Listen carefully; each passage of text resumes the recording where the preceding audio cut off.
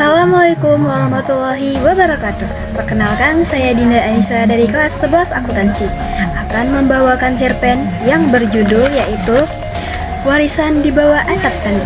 Silakan menyaksikan.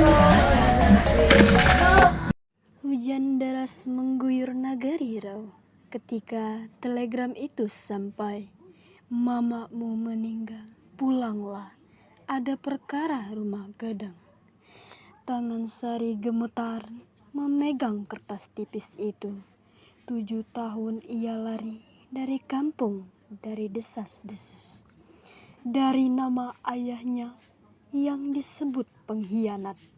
Kini ia harus kembali bukan sebagai anak rantau yang berhasil, tapi sebagai ahli waris yang dipanggil untuk berperkara. Rumah gadang milik kaumnya berdiri megah di atas bukit, tapi retak di bagian tiang tengah. Atap ijonya compang-camping seperti kain tua.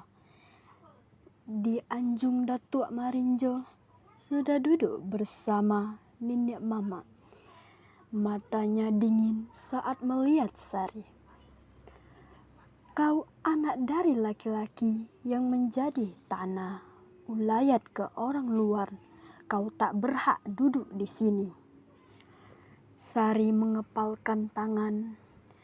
Ayahku pergi karena ia diusir.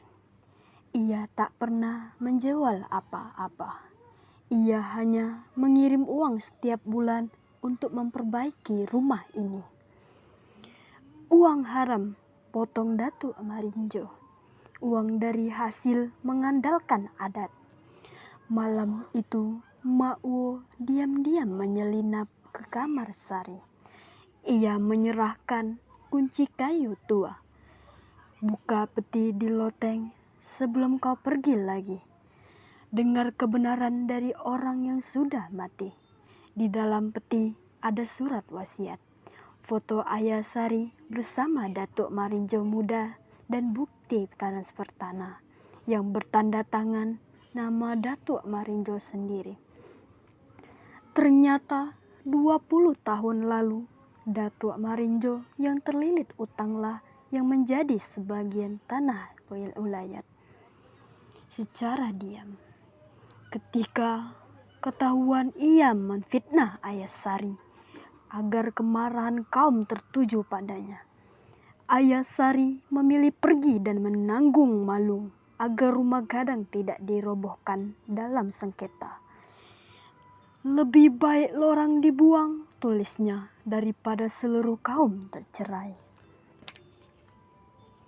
Keesokan harinya, Sari membawa surat itu ke musyawarah. Ruang anjuang mendadak hening. Datuk Marinjo pucat. Tangannya bergetar. Itu fitnah, teriaknya. Tapi tanda tangan dan cap adat di surat itu tak bisa disangkal. Nenek mama yang lain menunduk malu. Merenung baru sadar, selama ini mereka menghakimi orang yang salah. Rumah gadang ini berdiri karena sumpah, kata Mak Wo pelan. Sumpah untuk menjaga kaum, bukan untuk saling menjatuhkan. Ia menekankan Sari, sekarang kau yang memilih. Mau membongkar semuanya atau membuat kaum ini hancur. Atau menutup luka lama agar atap ini tetap utuh. Sari menatap tiang rumah yang retak. Ia teringat ayahnya yang meninggal di rantau tanpa pernah diizinkan pulang. Ia bisa saja membalas menyeret nama Datuk Marinjo ke pengadilan adat. Tapi di bawah atap tanduk itu, ia mendengar suara anak-anak kaum tertawa di halaman. Aku tak menuntut apa-apa, kata Sari. Tapi mulai hari ini, rumah ini diperbaiki bersama. Dan nama ayahku dibersihkan. Hujan berhenti saat senja. Sari berdiri di kolong rumah gadang, memegang keris warisan ayahnya. Ia tak lagi merasa asing. Rumah ini mungkin hampir roboh, tapi darah kaumnya belum putus dan untuk pertama kali ia pulang. Bukan karena dipanggil perkara, tapi karena dipanggil pulang. Sekian dari saya. Wassalamualaikum warahmatullahi wabarakatuh.